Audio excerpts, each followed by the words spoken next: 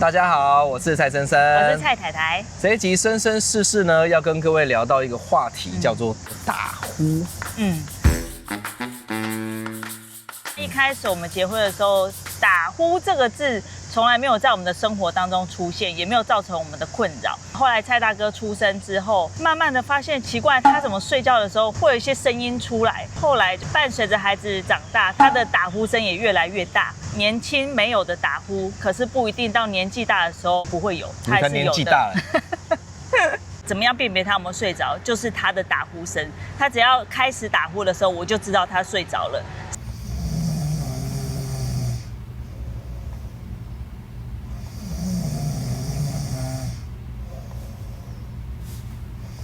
然后甚至到有时候睡眠，我睡到一半哦，都会被他的打呼声吵醒，我都会起来拍他，我说：“你打呼声太大声了啊，你要不要侧睡，还是换一个姿势？”好，那有时候在说这个的时候呢，我们的朋友就会说啊，原来打呼在他们家也是一个非常严重的事情甚至他跟他的先生现在都分房睡，不是因为关系不好，是因为大家隔天早上都要上班，然后上班的精神就不济，那回来还要带孩子带什么的，所以才发现说原来打呼的不是只有我，一直到我后来问我朋友说，那你这样一直打呼，你有没有要改善什么？他就说，有啊，就是分房睡啊。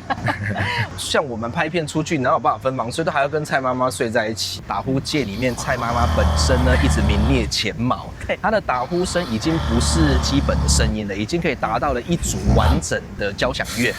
所以有时候他在打呼的时候，隔一天起来，我都会问他说：“你今天喉咙早上睡前有没有觉得痛？”他说：“好像有一点呢。”我说：“你那个不是感冒，是因为你昨天晚上打呼声实在太大声了。”这就是陷阱题。早上你以为他要关心你的身体，说你喉咙怎样，事实上他是要酸你，说你昨天晚上很吵。于是我们就问一下朋友说：“你们都怎么解决？”有一挂的呢，是说他就是在网络上还是淘宝就找一些什么打鼾神器呀，有那种夹住鼻子的还是有那种塞住鼻子会吸气体进去，像那个羊牙呼吸器那种东西的然后还有那种套住脸的然后把下巴也一起包住的还有甚至有一个朋友呢，他有去做了这个算是雷射，是不是？开刀就花了一笔钱，将近是6位数以上的然后来做这个治疗。那我跟他说有没有效，他跟我说目前是没效，但是医生说他有一个时间要走完，然后他就说我就看着医生那个时间到的时候再来跟他回去说。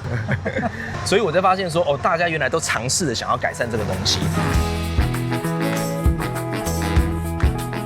每一次要去上班的途中或者是外出的途中，在台北市的大安森林公园的旁边呢，就有看到一间风采睡眠门诊。很少看到医学门诊是写睡眠，然后止鼾门诊。然后经过的时候，我就跟蔡先生说：“这个你好像需要，你要不要进去咨询看看？”后来呢，我们就到了新店的这一间的诊所进去然后想说做一次这样初步的一个询问。那我上网也先爬了一下它的内容，所以有查到一个叫元气医生，元气就是那个元气，里面就是都有讲的那个很仔细的一些的内容。它最重要的是它讲究的是非侵入式的，无痛的，而且比手术雷射便宜，这是很重要的一个事情，比6位数的便宜这样。那我就想说好，那不然先咨询看看。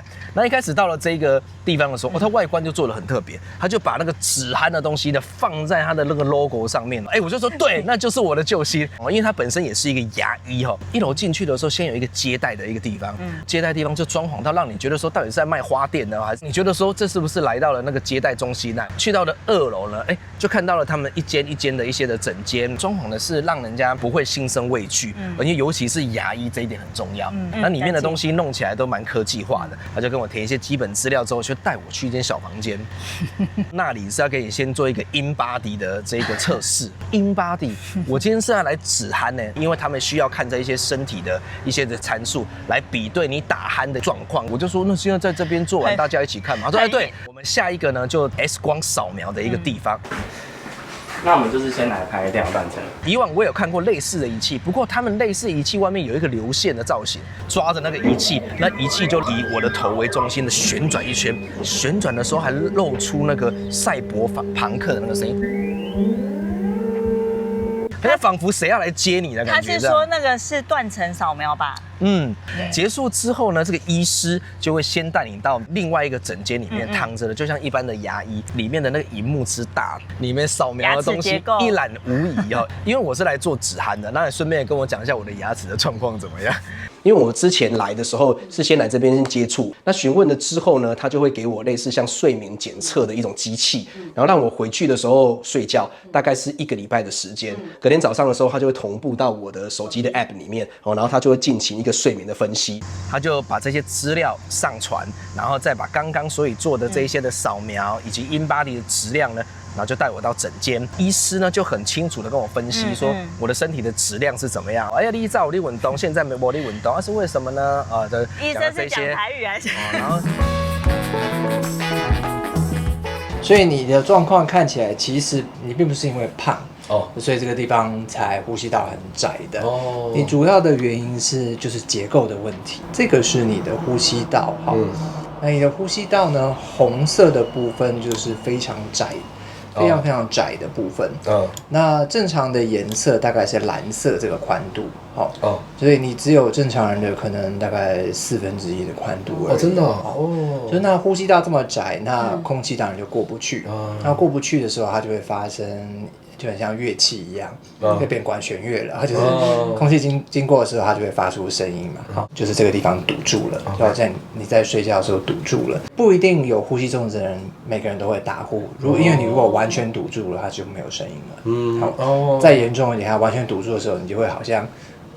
快要噎死的，会发出那种窒息，然后没有声音，然后突然一个很大一个声音。睡觉的时候，对，就是那种快噎死那种感觉。对，呼吸道这么狭窄呢，跟你的这个腭骨有关系哈。你可以看到你的腭骨呢，它是非常的往下倾斜，它往里面旋转之后呢。就会造成你的舌头没有空间了，就只能往后挤压你的呼吸道，所以你呼吸道就变这么窄了。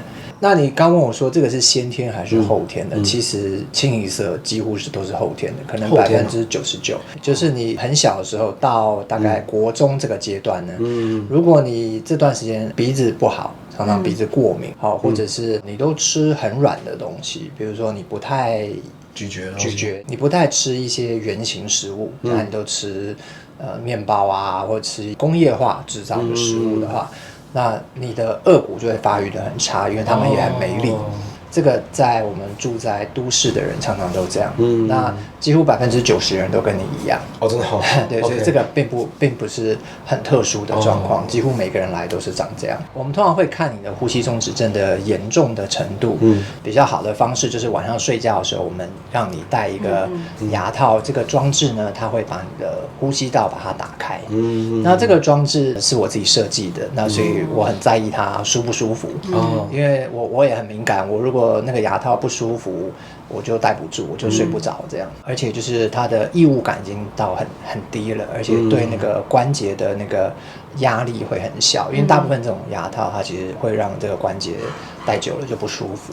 但是我们的还好这样。那你下颌骨如果往前移动的时候，这个呼吸道就会大量的打开。那你可以看到你的血氧整个晚上的变化是非常剧烈的，就是每当这里开始要堵住了，血氧就开始变化，它就开始缺氧嘛。那呼吸中止症还没有阻塞到很严重，原因是因为你还比较年轻，你这个地方的这个肌肉呢，它们还比较有弹性。你现在是很轻度的呼吸中止症，在10年后你大概就变中度了，再过10年就变重度了。在这个过程中呢，你的身体就会一直出很多问题，因为缺氧的时候呢，身体会发炎。病都来了，高血压、糖尿病，然后心脏的问题、胃食道逆流等等等。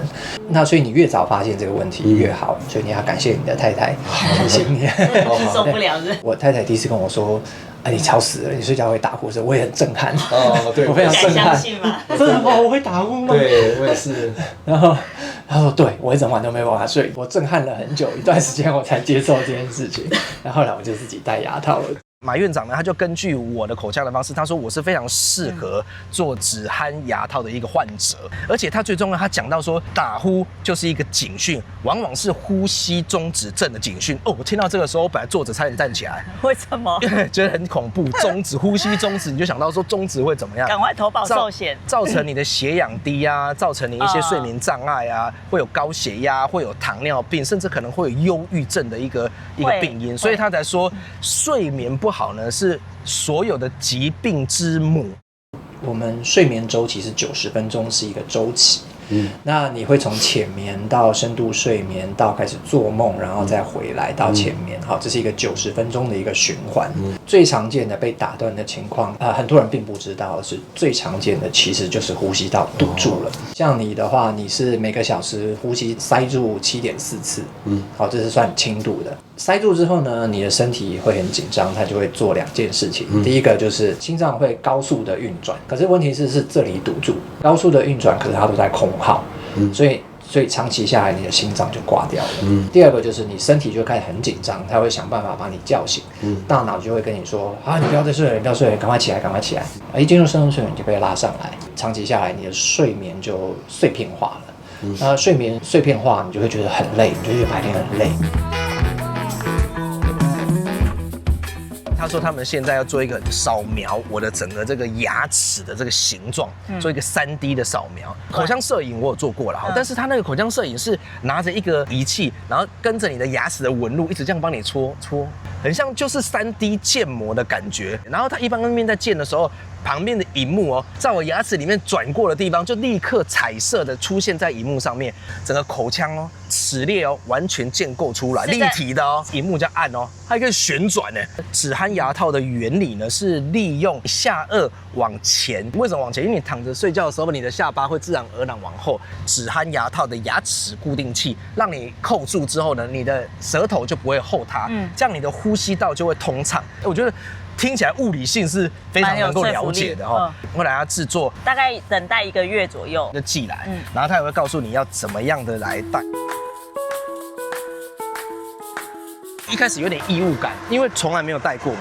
可是戴上去躺着大概5分钟之后，你就有点习惯了，因为完全卡住了。你可以感觉到下颚往前推，但是不到于这样后道，还不到于这种感觉。因为我有牙齿矫正过，所以我知道戴那牙套的感觉。我就问他说：“那你会不会觉得你戴起来，觉得自己很像有点龅牙的感觉？因为有牙齿那个套住嘛，就叫的感觉，就它有一个厚度了。那我戴上去有很明显的感觉，还没睡着的时候，你呼吸的时候比较短杠，呼吸的时候比较短杠，然后觉得比较舒服，睡眠比较好。因为我本身有在戴那种健康手环，所以老实说，第一天戴的时候我觉得 KK， 因为我从来没有戴过。那护理师也跟我讲，对你前面几天戴都会有这种状况。第一天我只戴3个小时，试到那个感觉 tempo， 你渐渐每天的时间加长，加到你自然而然睡觉的时候，你整个呼吸状况改变了，你睡眠品质就会变好，你也不打呼了，你也可以从分房的房间再回来睡觉了。当然，如果你戴的过程，或者是戴完之后你有很大的不适什么，你再联络你的牙医师。但基本上这样的状况是非常少的，因为他是体验者嘛，所以他能够感受到他自己那种口腔，还有他呼吸的那种感觉。因为蔡大哥跟我们睡嘛，蔡大哥睡中间，有时候躺着的时候我们都会聊天啊，或讲故事。那通常讲话到一半的时候，蔡大哥都会转过来说：“爸爸睡着了，因为他打呼了。”最近这几次他戴了之后嘛，然后蔡大哥就说：“爸爸，爸爸。”因为他都没有声音。但是呢，他也没有回应他，他也没有打呼，然后我们都不知道他到底睡着了。他说：“爸爸，爸爸。”然后这时候我们就去戳他，看他是假睡还是真睡。他就突然说：“什么事？”我就发现他是睡着，但是他没有那种声音。我是真的睡着了，但我可以告诉你，有时候我也是假的睡，因为我在起来跟蔡大哥聊天，那会没完没了。我是觉得他对我来说是有感觉啦，而且有差，因为医生说我的程度不是那么的严重，所以我现在调的是最轻的。当然这是我个人的一个体验，我觉得蛮有效的。然后我也提供给大家，如果你有枕边人有这个打呼的状况，或者是你就是那个枕边人的话呢，我觉得这也可以去评估看看。每一个人的牙齿的口腔的状况不一样，但是有最专业的一个医师，然后这样子的一个医疗院所来帮你做一个很好的一个评估，做一个治疗。我觉得这样的选择对我来说，我觉得是非常舒适的。他用完就有效果的时候，我真的很想带蔡妈妈去，是因为我们出去是睡4人房，他跟蔡妈妈2个都一直在打扰我的睡眠，有时候我都会气到起来录音，然后隔天跟他们说，你们昨天打呼真的很大声哎。他有时候真的很生气，气到会晚上起来看 Netflix。没有，那不是气啊，那是追剧。我真的有录音。我看有时候2点你还在看 Netflix。他们都不承认，说跟不跟我讲你听。好了，以上这就是我个人的真实体验，提供给大家有打呼一个选择。那你有兴趣的话，你们可以自己评估看看，医生会按照你个人的情况给你做一个最好的一个医疗建议。以上就是我们的影片啦，拜拜，拜拜。